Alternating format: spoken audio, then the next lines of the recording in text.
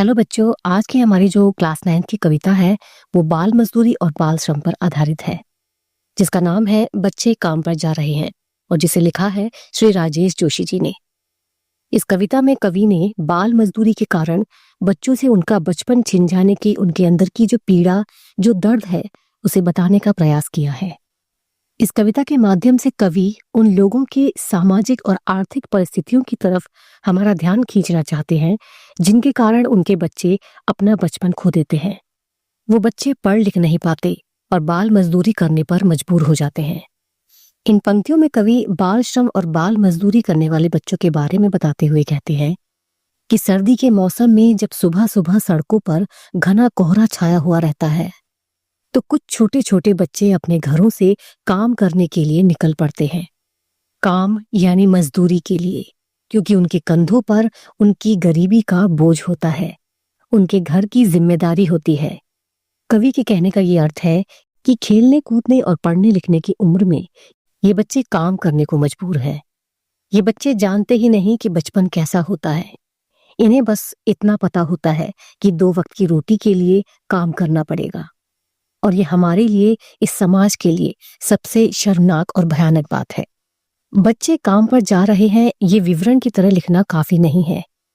कवि कहते हैं कि समाज की अन्यायपूर्ण व्यवस्था से ये प्रश्न पूछना चाहिए, ये सवाल करना चाहिए कि आखिर ये बच्चे काम पर क्यों जा रहे हैं, क्यों उनसे उनका मासूम बचपन छीना जा रहा है।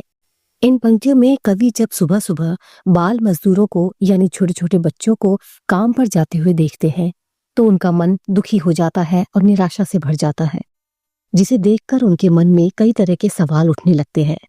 कवि ये सोचते हैं कि आखिर ये बच्चे अपना मन मारकर इतनी सुबह की ठंड में काम पर क्यों जा रहे हैं, किस लिए ये बच्चे मजबूर हैं, जिस वजह से इन्हें पढ़ाई लिखाई छोड़कर ये काम करना पड़ रहा है। कवि सोचते हैं कि क्या बच्चों के खेलने के लिए सारी गेंदें खत्म हो चुकी हैं या आकाश में खो गई हैं? क्या इन बच्चों के पढ़ने के लिए एक भी किताब नहीं बची, या सारी किताबों को दीमकों ने खा लिया है? क्या खिलौने किसी काले पहाड़ के नीचे दब गए हैं जिससे ये बच्चे खेल सकते हैं? क्या इन बच्चों को पढ़ाने वाले मदरसे और स्कूल भूकंप में टूट चुके हैं, जो ये बच्चे पढ़ाई और खेलकूद को छोड़कर काम पर जा रहे हैं? क्या बच्चों के खेलने के लिए सारी जगह खत्म हो चुकी है? क्या सारे मैदान जहां ये बच्चे खेलते थे, सारे बगीचे जहां ये बच्चे टहला करते थे, और सारे घरों के आंगन खत्म हो चुके हैं?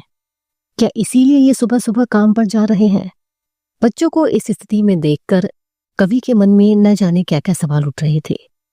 इन आखिरी पंक्तियों में कवि अपनी नाराजगी जताते हुए कहते हैं कि अगर बच्चों के खेलने कूदने पढ़ने लिखने की ये सभी चीजें खत्म हो चुकी हैं तो फिर क्या बचा है इस दुनिया में? ये सचमुच बहुत ही भयानक और सोचने वाली बात है।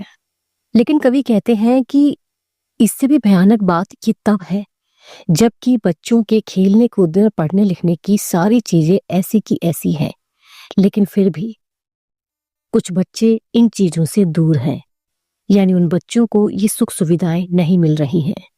इन सब चीजों के होते हुए ये बच्चे बहुत ही दुख भरा जीवन व्यतीत कर रहे हैं, और ऐसे बच्चों को देखकर कवि बहुत ही दुखी हो जाते हैं।